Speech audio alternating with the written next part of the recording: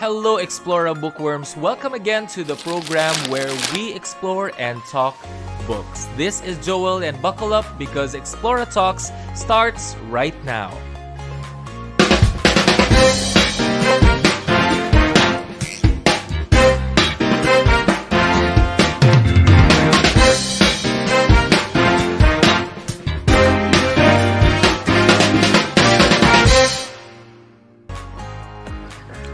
A pleasant day to all our Explora book lovers and bookworms. Welcome again to the program where we explore and talk books, Explora Talks. My name is Joel, and I will be your host for today, who will be talking to our favorite authors at Explora Books. And I'm talking about our published authors. In fact, we have an author who is on standby. He is the author of an amazing book about humanity and helping others, lending a helping hand to others who are in need. That is the book entitled A Journey to Hangtown Haven, Mr. Arthuredwards. He is on standby, but before we interview him, we would like to invite everyone to the London International Book Fair 2025. This is the most prestigious, the most celebrated book event in the world. This is where the big wigs in the traditional publishing industry realm and the self-publishing realm come together to celebrate literature. That's the London International Book Fair 2025.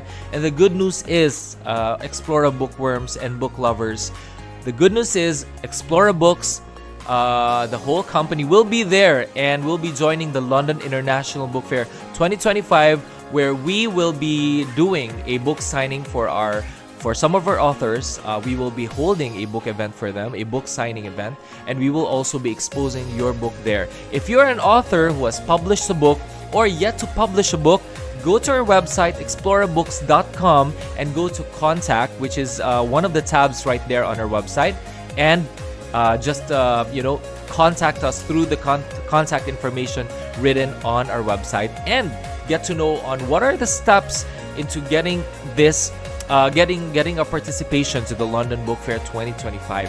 This is going to happen 4 months from now. That is March 13 to 15, 2025. So please do grab this chance while we still have slots remaining. For our book signing, we still have 3 slots remaining.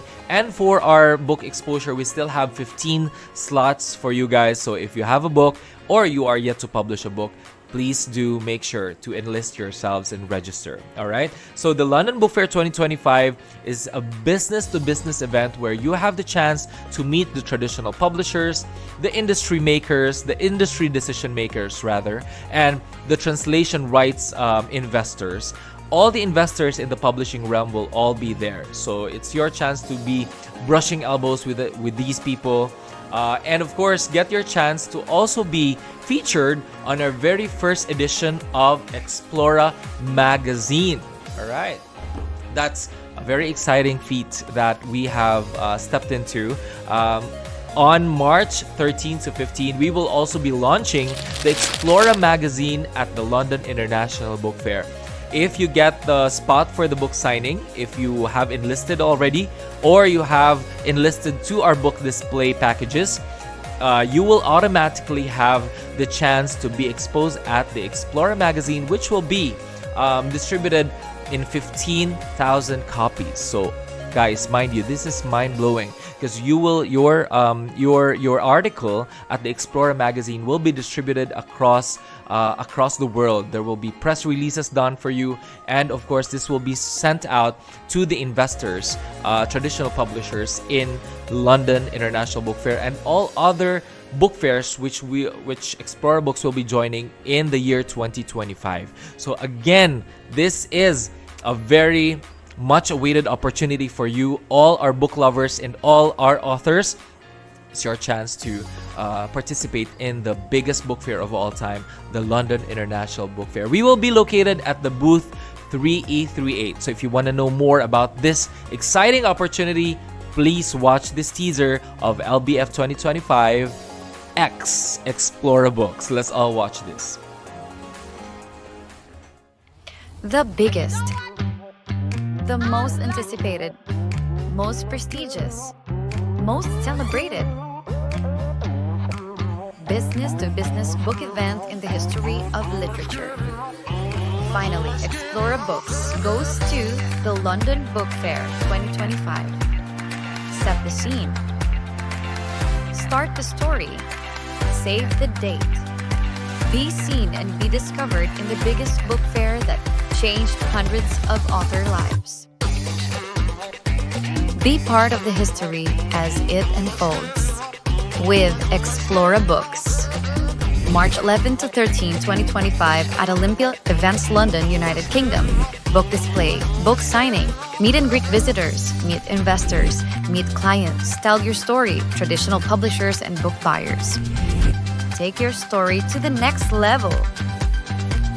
Watch history unfold. The London Book Fair 2025 at Olympia, London, United Kingdom. With Explora Books. Reserve your spot now. Call 236-259-4886. So now, Explora Bookworms, we're now here with our author, a very special author that is here to present to us and talk to us about what this beautiful book of his is about. And this book I'm talking about is The Journey to Hangtown Haven, a very powerful message right there. And I'm joined by the author himself, Mr. Arthur, or shall I call him Art Edwards. Hello, Art, and welcome to the program. Well, thank you. It's nice of you to have me. I enjoy chatting with you. Now, Art, I am so thrilled. After I was briefed about your book, I got thrilled because this is something that is close to my heart. This is a very humanitarian kind of book that opens a lot of minds and hearts. And I believe that this is something that the world needs. Now, before we talk and dive deep into this, The Journey to Hangtown Haven book, Art, I want to know from you your background, because there is something that really piqued my interest about your background. Tell us about your background, Art, and maybe a little about your family. Okay. Yeah, I was born and raised in Oakland, California. From the time I was 12 years old, I wanted to be a mechanical engineer. So I studied and studied and studied, and I went to Berkeley, got a degree in mechanical engineering. Plus, I also got a commission in the U.S. Navy from Naval ROTC, so that when I graduated, I was commissioned as an ensign and am a veteran of the Korean War. But then when I got out of that, I decided I wanted to go to work in the aerospace business as an aerospace engineer. And being a mechanical engineer by training, it allows you to do that, just expand into aerospace. I worked there for the rest of my career. When I was a child, during the Depression, I can remember young men who were homeless would come up to the door and ask my mother for something to eat. And my mother always had a sandwich or something available for them. And it kind of surprised me. And one day I asked her, I said, "Mom, why do you feed all these guys?" And she laughed and she said, "Because it's the right thing to do." Now, I've never forgotten that as I got older. And by the way, as my plaything that I did as I was an engineer, I also was a symphony orchestra player. I play in classical music in classical symphony orchestras. I love that. And when I retired, one day my wife said, "Art, we're going to go to a meeting." I was kind of, why are we doing this, type of attitude that husbands get into once in a while. And we went to the church and heard a guy talk about helping the homeless, about volunteering at his church because they had a homeless shelter and they needed volunteers to, play cards with them and so forth. So with grumping all the way, I went to this homeless shelter with my wife, and I was shocked, not shocked, but surprised Yeah. at how, much like the rest of us, homeless are. I mean, they're no different. They just don't have a Mm, place to live. So mm, it became obvious to me as I kept thinking about my mother's admonition that it's the right thing to do, that I decided, okay, mm, it's time for me to pitch in and use my engineering skills and management mm, skills and do what I can to help the homeless in our community. And that's what got started me to do it, which I then describe pretty thoroughly in the book. mm, And mm. I uh, had some really good experiences. And one at the end, when I was kind of enjoying what I had done, the Mm. lady working with me said, Art, why don't you write a book about homelessness in our community and tell people how to build a Yeah. homeless shelter and all of the troubles you had with the politicians? Um, and it might make it easier for the next people somewhere in the country who want to build a shelter to um, benefit from your experiences, both good and bad. So my book covers all the good things we did and all the troubles we got into with the Mm. um, politicians in our area and people who had businesses who thought that you didn't need to help the homeless, and it was uh, it was quite a battle all the way through. Yeah. But anyway, that's all covered in the book. Um, so is it okay now to go talk about the book? Yes, of course. But I'm very interested, Art. You are an aerospace engineer, an engineer, mechanical engineer. Yes, Now, and you were influenced by your mom, knowing that your mom was really into, helping others, yes, lending a helping hand to, especially the homeless. And I exactly. know now, the connection, why you were able to get connected from an engineer to building, a shelter for the homeless. But I want to know from you, what are the skills that came into play as an engineer? What are the skills that were very much important for you and were relevant for creating the Hangtown Haven? Well, I would to answer your question, I would say, strangely enough, probably the most important skills are Mm, not engineering skills. Um, they're working with people skills, mm, dealing right. with conflicts and very powerful people and trying to Mm, get things done mm, that people are fighting against you. And so after years of making mistakes and not doing quite the right things, I learned how to do it, and that's covered in my book, of course, and how to convince uh, people who are concerned about you even being there that it's important to provide for the homeless folks. The actual design of the facility was just typical engineering stuff, yeah. as the no no different than building something for people. I mean Mm, other people. So the real skills, I think, to answer your question, comes in dealing with what shall I say, not ornery people. That probably is not the right word, but people who yeah. were very much against what you were doing. And Yeah. as I say, I made some mistakes at first, thinking everybody agreed with me, which of course they didn't. And how I Mm, overcame those problems, finally met and got in touch with the people who were on my side. And, and together we put it all together. Let's get a couple. wow.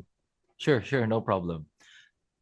What an amazing feat you have there, Art. I could just imagine all these forces opposing and going against the very good plan that you have for Hangtown Haven. Now, let's talk about the book this time, Art.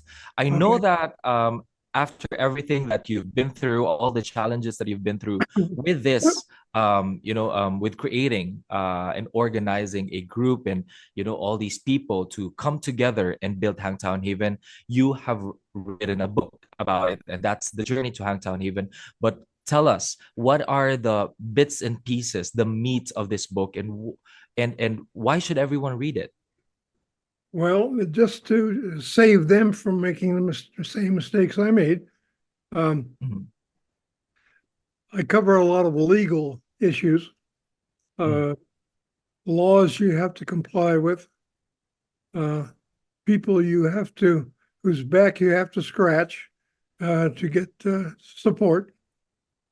And all the engineering skills in the world won't do any good if you can't get support from those Yeah, kinds of folks.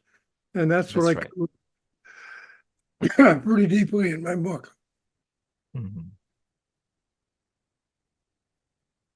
That's an amazing and interesting thing that you've done. Who are the people behind your art? Because they say that it takes a village to really, you know, to move things, to move projects like this. It's really it's a big thing. How many people were involved, and who are the key people that were involved in this big project, this very magnificent humanitarian project? Well, the first thing is to get the mayor on your Mm, side, yeah. the chief of police, and the fire Mm, chief, and mm, then work your way down. mm. But to get them is very important. If Yeah, they're that's against right. you, you know, it's pretty tough. Yeah, because of course, not all politicians are really gonna get involved. Politicians, most of them, though I'm not saying that this is the majority, but a lot of them really want to make sure that they get involved and their names are being held up high. They should be the superstar of the show. Yeah. That's the nature of politicians. Did you have that kind of experience? What is the toughest part of dealing with politicians? Well, this group of politicians has turned out owned most of the property in town. Mm, So they wow. were affected financially, Yeah. or thought they were, by homeless people in the community. Mm, mhm. So it was easy for them to make the final decision that we had to close down because what we were doing, they thought was affecting their bottom line. It Yeah. wasn't, but they thought it was. So we had to comply. Yeah. That's right. Now, I think their interest, they all are always thinking about their interests first rather than the interest Yes. of humanity, right? That's the challenging part right there. Now, for those viewers right now, viewers of Explora Talks, please do check out Mr. Art Edwards' book. This is The Journey to Hangtown Even. This will be published under Explora Books, so please grab your copies once this is out. Actually, you have the old version of the book, but he is gonna have an updated version very soon with Explora Books, published under us.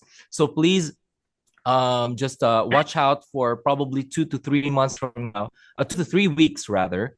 The Journey to Hangtown Haven will be out on Amazon, Barnes and Noble, and other digital outlets. Tell us, Art, are there major differences with your manuscript or the book, that the story that you've written, which was published under a different publisher, the old version, which was published, I think, years ago, and what are the differences that it has with this new one that you are going to publish?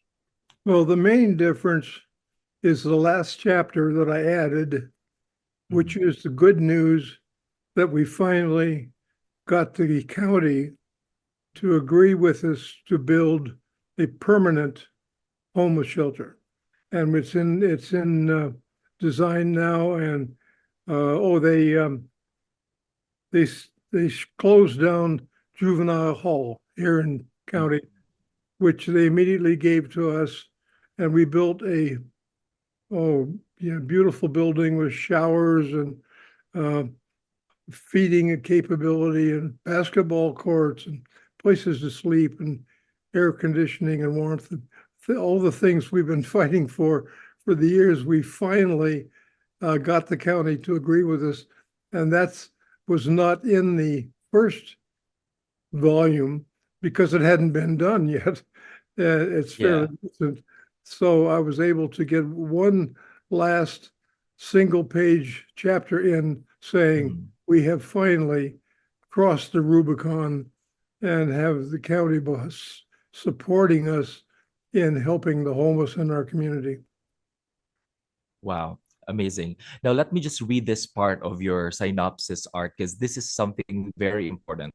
Not, Okay. however, without making mistakes and ruffling feathers along the way. No one could have predicted how controversial it would be to provide shelter to our neighbors who had no place to live. We are going to build a modern dog shelter for $7 million, but don't bother asking the county or the city for one penny to help our homeless citizens. That's very impactful, right there, Art, because a lot of people really care for animals, and I don't blame them because we need to care for animals.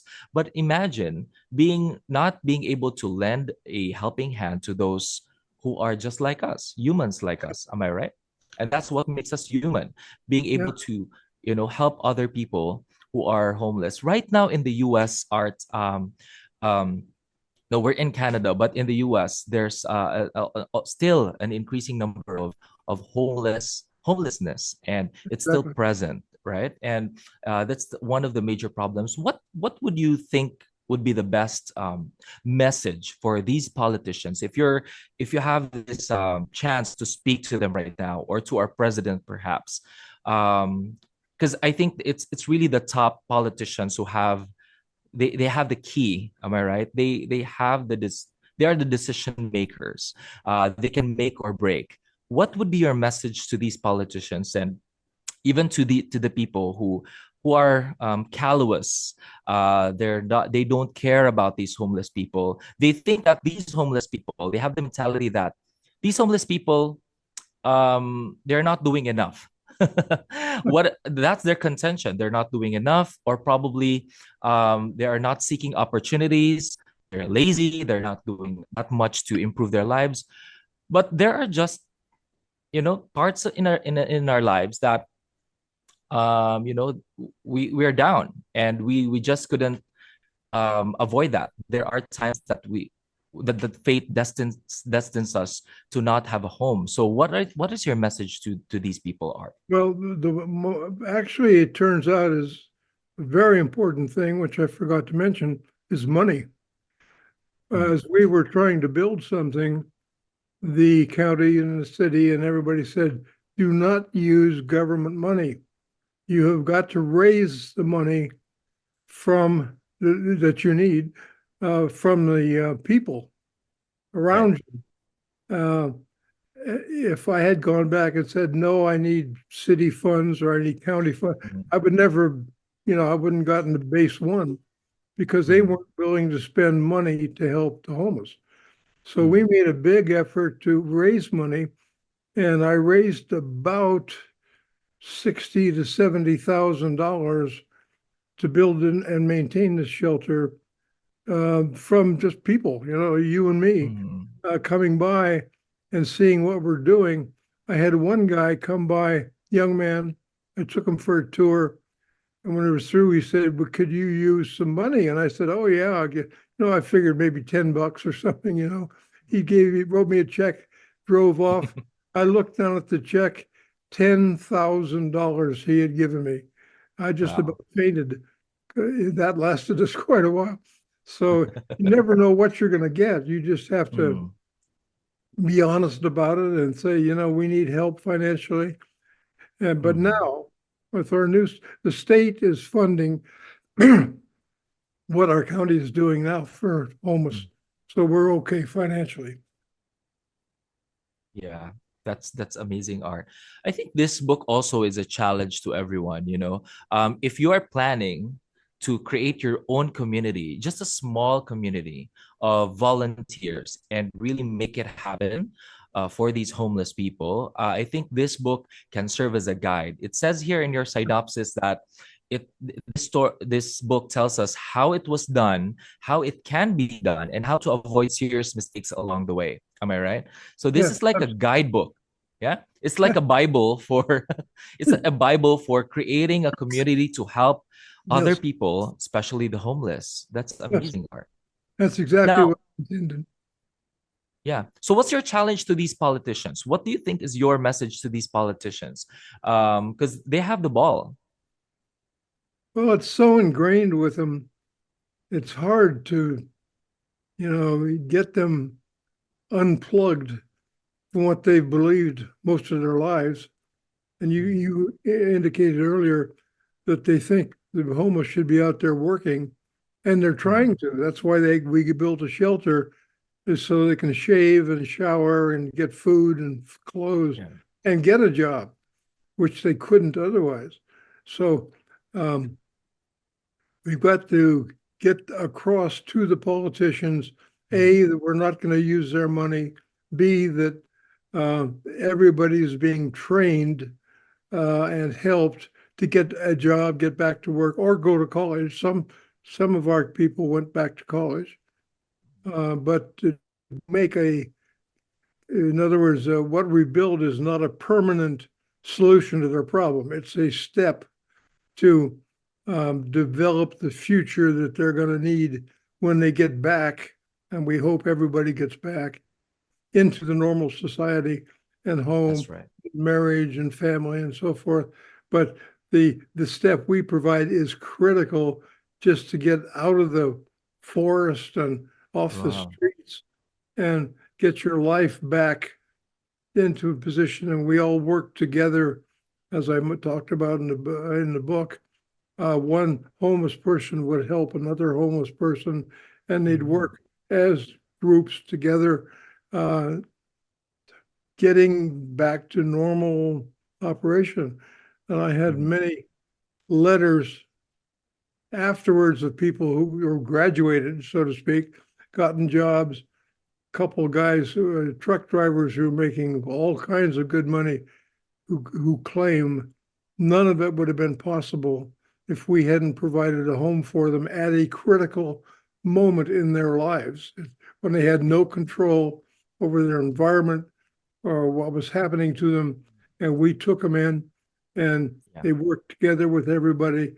And in a few months, graduated into well paying jobs. And that's what Yes. Yes. politicians want, and they don't often see. Wow. Powerful message right there, Art. And it makes sense because when you said we go through, or these people go through critical moments in their lives, and we also have that, portions of our lives where we are at our critical, and it's just a matter of having someone to lend us a helping hand so that Yes, we can get back our feet. Am I right? excellent. And it's not, and it also makes sense because maybe some of the people might think that creating shelter for homeless would breed to more homeless people, Yes, because these homeless people might think that it's easy to access these kinds of facilities and they will not do anything to improve their lives. But yep, actually, it makes sense when you said that it's a temporary shelter. It's just a phase where they yes. can they can get back their feet and eventually land into high paying jobs. That's an amazing feat, Art. Yeah. And one thing that we did was, I think I may have mentioned, if you came in, say, and needed a homeless shelter, and you had an alcoholic problem, some people do, Yeah. we Mhm. turn you over to another homeless man who has worked his way out of alcoholism, and he will work with you every day to Yeah. step your way out of alcoholism or drug addiction or whatever your problem is. Hmm. We Hmm. pair you up with someone who has gotten out of the same problem and can tell you Hmm. how to do it. We don't tell homeless people, you got to do this, you got to do that. We just turn them Yeah. to a buddy. It's kind of a buddy system, and Wow. that Mhm. gets them out very, very quickly. Wow, that's amazing. So there is a system wherein they can transition to to get back their feet. It's also like a rehabilitation, if I say it correctly, Art. It's a Yeah. rehabilitation. It's not just providing them shelter, and after that there is no support. There is support within the community, right? Yeah. And these people are ushered into possible, let's say, opportunities outside where they can earn money. And for those who are struggling with drugs or with alcoholism, they Yes. get the support. So it is indeed a system wherein you just don't give out. It's not like a dole out system. It's not like we're just giving them something for the long run. It is for a short run, but Yeah. they get the assistance that they need. That's amazing. Now, Art, tell us. I believe that this homeless shelter is closed down. How did it happen? Oh, the city council got together and voted it down because they had to give a special use permit to us because in our community, tents are not permitted by law to live in. Mm-hmm. So they had Mm-hmm. to give us a special use permit to overcome that law. So we were at Wow. their mercy. As long as they kept the special use permit in effect, we were doing Mm-hmm. fine. But all they had to do to shut us down was just rescind the special use permit, and we had to shut down. Is this a state law, a city law, No, or is this a national I law? don't know. I think it's a city. I know it's a city law. I don't know about Mhm. state. No, I don't know. Yeah, because if it's a city law, it's just important to have someone like someone who could lobby that law and Yeah. turn things around. So was that not involved in this process?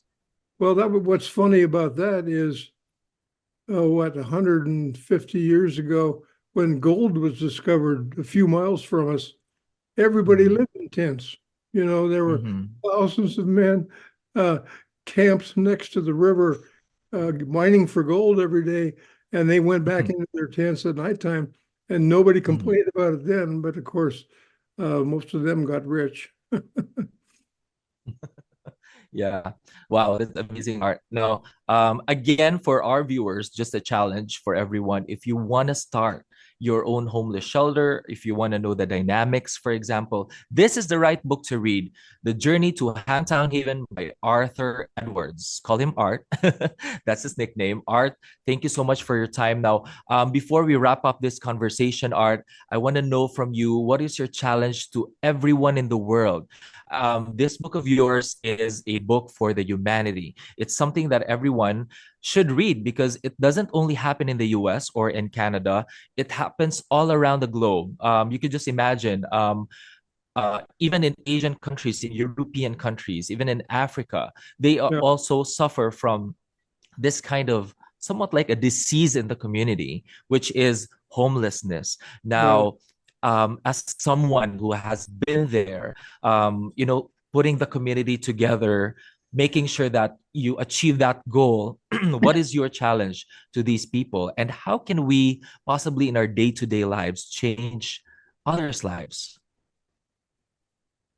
Well, get rid of your prejudices for one thing to start with, and Mhm. then uh, feel um, like you need or accept the fact that you need to give something to them, time or expertise or money or experience or something. So the group I put together to build the homeless shelter, there were all kinds of people with various backgrounds that all fit together just perfectly. And so um, uh, to, it's hard to explain how to get the naysayers on your side, but Yeah. having successful, in other words, building something in spite of them will bring a lot of them on board when they would come by our place and say, "Boy, you're sure clean." Yeah, Mhm. every day people clean up around there because they had it in their mind that homeless were dirty or something. I don't know. Yeah. That was Yeah.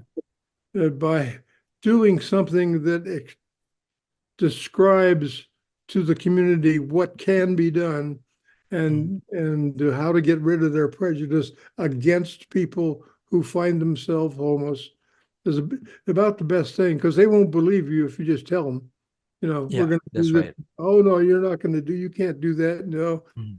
we ran into a lot of that. So we just did it in spite of them. And one of the amazing things we did was turn the running of the camp over to the homeless. In other words, it would have been easy for me to sit there and tell them what to do. You can't do, I said, baloney, you guys can run your own show. It's your house. You make your own rules. You follow the rules. You throw out people that are breaking the rules, and you just keep me informed of what you're doing, and Yeah. you make the decision. That was funny because Wow. they had a tough time accepting homeless people, lose a lot of self-respect because Mm. they have lost control over their environment. So you Right, give it right. back to them by saying, okay, this is your place. You decide how it's going to operate, and you Mm. make the rules and you support the rules, and you tell me anything you need and I'll provide it for you. But I'm not going to tell you Mm. what to do. You guys can, and the women took to that as well. Wow, it's amazing because there is a part where they have to transition to really literally standing on their feet because it has to be given to them. They should manage it. And I think that's a good idea because they can also help other people as well who are someone who's I mean people who are homeless as well and they can relate to homeless people helping homeless people. Well, let me tell you one quick story. A couple of blocks from us, a family was in trouble because the husband had lost his job. They had no Mm. money, no food, and our people heard about it. I didn't, but the homeless people said, "We got to help these folks." They Yeah. passed a hat. They raised almost $200. Uh, got food out of our refrigerator. People Mm. had extra clothes put together. They drove up to this house, knocked on the door, and gave this guy, I don't know, it was about $170, $180 plus all the food. And he was just dumbfounded. And as my homeless guys left, they said, "My God, all this comes from somebody who has nothing." And Yeah. that, because we were the people, and I didn't tell them to do it. They just did it. Amazing. Wow. Who else can relate to that story than those people who actually have been there, right? These people has struggled enough, and they know how it feels to struggle that way. So that's an amazing, amazing story, Art. Thank you so much for everything that you've done with your community, with this organization that you built. And I think that this is something that everyone needs to read. So for those viewers of Explora Book Talks or Explora Talks, today, please do grab this chance to get a copy of The Journey to Hangtown Haven. It's available on Amazon, but if you want to get the updated version, it will be out in 3 weeks' time or 2 weeks' time. Get your cell phones, your laptops, or your computers, and check out The Journey to Hangtown Haven, or go to explorabooks.com so you would know whether or not this is already out. It will be out on around 3 weeks from now. So please do watch out for that. Art, thank you so much for your humanity that you spread today. Thank you. And remember what my mother said, it's the right thing to do. It is the right thing to do. Thank you very much, Mr. Art Edwards, for your time. Continue what you're doing, and I hope you get to inspire more people. And here at Explora Books, we commit to making sure that this story and this message of yours gets spread across the globe. Thank you for your time, Art, and goodbye for now. Thank you very much. And that's it, folks. Mr. Arthur Edwards, the author of the amazing book, The Journey to Hangtown Haven. Thank you so much, Art. I think that this book spreads a lot of love, about a lot of care for the homeless people. This is what everybody needs. It's a book that you should read in 2025. Well, we're facing the holidays, ladies and gents. So, the holidays, Christmas always tells us to give and to make sure that, we give to people what we have. So if you could share a portion of yourself, please do that. I think that's the biggest lesson that we learned from Mr. Art Edwards. Thank you so much, Art, for that wonderful message of yours and for that wonderful book. Again, that will be available very soon on our website. You go to explorabooks.com/bookstore, or you can just contact us through the contact information and ask about the book that he's written. Do not get a copy of the old version because the old version doesn't contain the last chapter. So if you want to have a revised version copy, so just wait until possibly this month to have it released.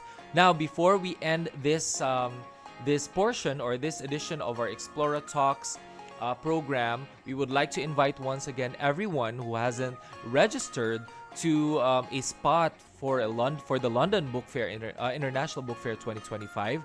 The LBF 2025 is coming on March 13 to 15. It's fast approaching. It's just 3 months or 4 months from now.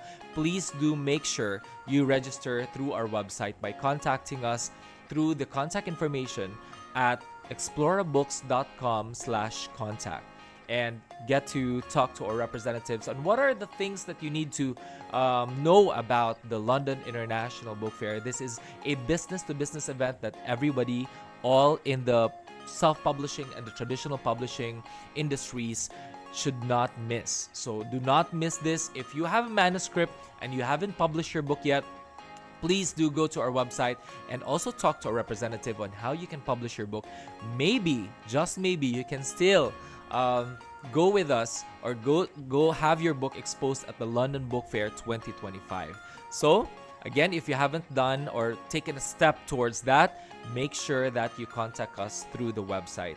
Now, before we end this program, I would like to share one of the books that we've published under our Explora Books brand.